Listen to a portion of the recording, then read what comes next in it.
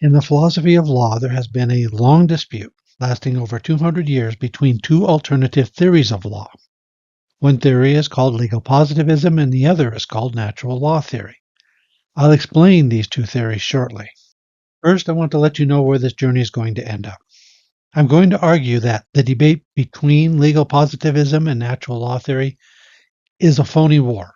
It's like two people having a dispute where one points at a duck and says it has feathers, and another points at a cow and says, no, it does not have feathers. There's no real disagreement here. The two people, the two types of theorists, are talking about two different things. This isn't just an academic issue. It will have practical importance. It will tell us how to approach questions such as, is there an obligation to obey the law? And should judges look only at the original public meaning of the text in interpreting and applying the law? I'll start by giving a brief description of these two theories. Fortunately, precise details about the theories will not be important. Legal positivism has nothing to do with being positive or negative. Legal positivism says that laws are posits, basic assertions, as in, I posit that it shall be a crime punishable by death to use profanity in public. Of course, a mere posit is not a law. Making a law requires that the posit be made by a particular authority in a particular way. For our purposes, these details are not important.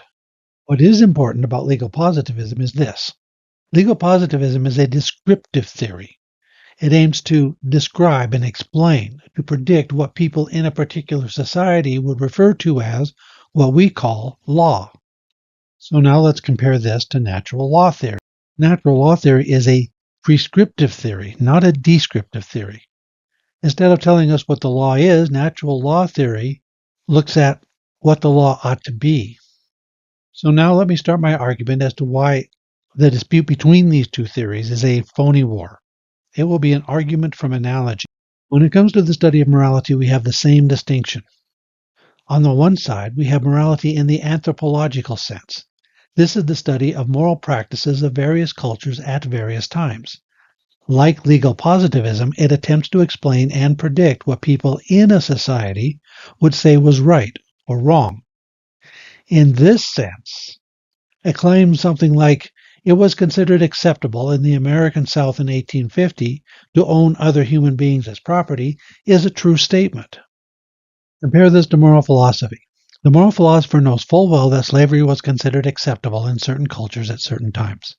This doesn't surprise the moral philosopher at all. But the moral philosopher is not concerned with whether a culture does or does not accept slavery. The moral philosopher wants to know whether a culture should or should not accept slavery. What a culture does accept and what it should accept are two different questions. If the moral anthropologist and the moral philosopher take themselves to be discussing the same thing, they may find themselves in an endless dispute. The moral anthropologist says that slavery was acceptable in the American South in the 1850s. The moral philosopher says that slavery is wrong, and it was even wrong in 1850. Fortunately, the moral anthropologist and the moral philosopher tend to recognize that they're talking about two different things, and that it's possible for both claims to be true at the same time. Unfortunately, the legal positivists and the natural law theorists often do not recognize that they're talking about two different things. The legal positivist says that slavery was legal in the 1850s. The natural law theorist tells us that there was no actual right to own another person as property, even in 1850. They falsely assume that only one of these statements is true, and argue back and forth over who is right. In fact, both are right. The legal positivist is right. Slavery was legal in the 1850s.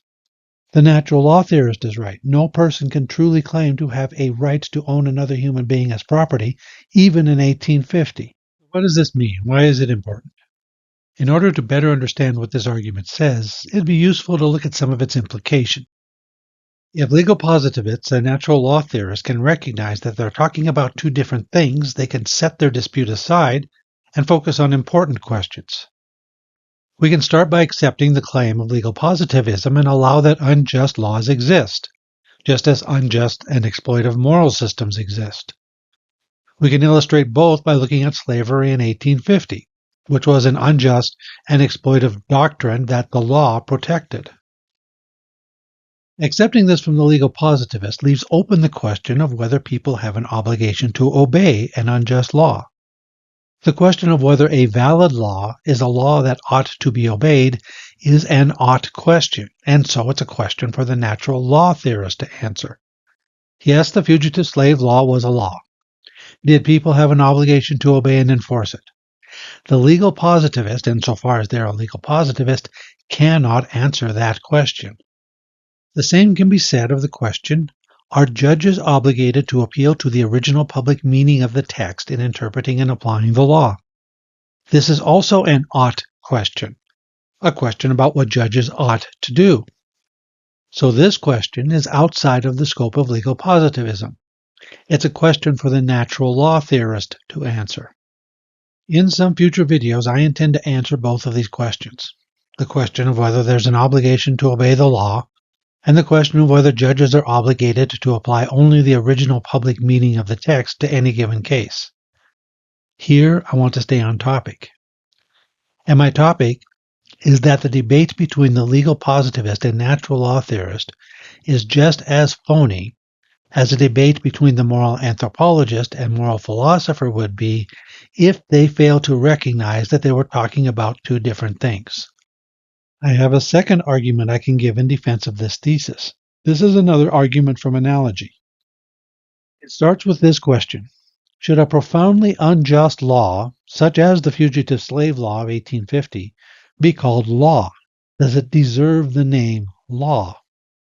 I want to draw an analogy between the question of whether a profoundly unjust law should be called law and the question of whether Pluto should be called a planet. Let's get some background on the Pluto question first.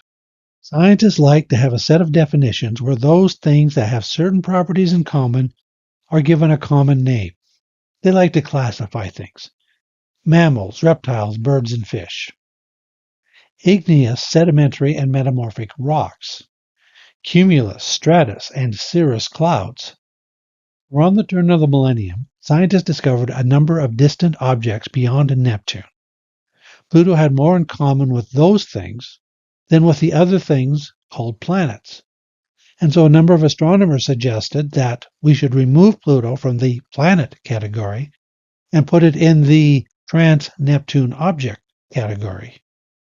Now imagine this triggering a huge debate that lasts literally centuries, with different factions arguing whether Pluto should or should not be called a planet.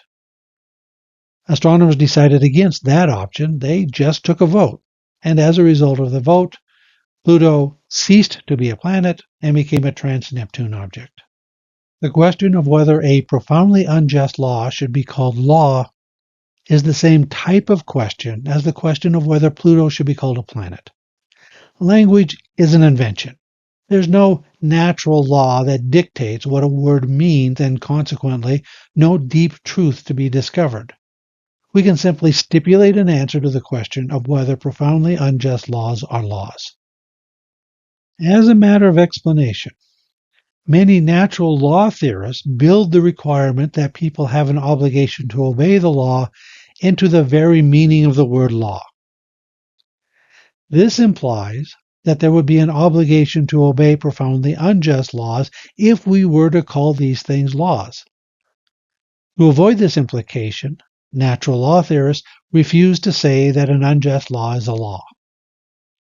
This is where we get the natural law slogan that an unjust law is no law at all. There is no obligation to obey an unjust law, no obligation to treat another person unjustly. However, if we use this natural law definition, the question, do you have an obligation to obey the law, becomes one of those examples of a nonsense question. It's literally asking, do you have an obligation to do that which you have an obligation to do? There's another option. Rather than refusing to call profoundly unjust laws laws, we can remove the claim that one has an obligation to obey from the meaning of the term law. If we use this option, then the Fugitive Slave Law is an actual law, but the question of whether people had an obligation to obey that law remains unanswered. Answering that question would require more than the fact that it's a law. Since language is an invention, we don't actually need to choose between these options. we can continue to use both definitions. To avoid confusion, we should then take care to specify and be consistent in which definition we are using and letting people translate from one language to the other. It's no different from keeping both the English and French languages and allowing people to translate claims in one language to equivalent claims in the other. I want to use those definitions that seem dominant among native English speakers. This will make the subject easiest to understand for the largest number of potential listeners. In common English, even profoundly unjust laws are called laws, and the question of whether there's an obligation to obey the law is a meaningful question. So these are the definitions that I'll be using. When I call the fugitive slave law a law, I'm simply reporting an anthropological historical fact, and it is a fact, that at a certain time in a certain place the fugitive slave law was considered a law.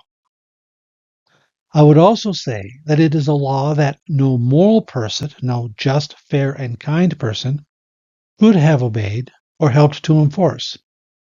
The factual question that something is law cannot entail the normative question that it ought to be enforced or obeyed. Now, in summary, these are my two arguments as to why the dispute between legal positivism and natural law theory is a phony war. They're both arguments from analogy. The first analogy is an analogy to morality in the anthropological sense. What do people in a particular culture at a particular time judge to be right or wrong? And morality in the philosophical sense. What should a culture judge to be right or wrong? By analogy, positivism is concerned with questions about what the law is or was at a particular time and place. And natural law theory is concerned with questions of what the law should be. There's no sense in assuming that only one of these two subject matters is legitimate, and that the other is illegitimate, and that we have to choose between them. The second analogy is an analogy to the question of whether Pluto should be classified as a planet. It's analogous to the question of whether a profoundly unjust law should be classified as a law. This is not a deeply profound question. Languages are inventions. We can define terms in any way that's convenient for us. It seems to me that's common practice to take even profoundly unjust laws as laws, and for the question of whether there is an obligation to obey the law to be a meaningful question. Now, in the same way that recategorizing Pluto as a trans-Neptune object did not change its chemical composition, its size, or its orbit, calling profoundly unjust laws laws does not change their profound injustice. It does not magically create an obligation to treat people unjustly. This question of whether there's an obligation to obey unjust law is the question that I will be posting on in the next video. I invite you to take a look.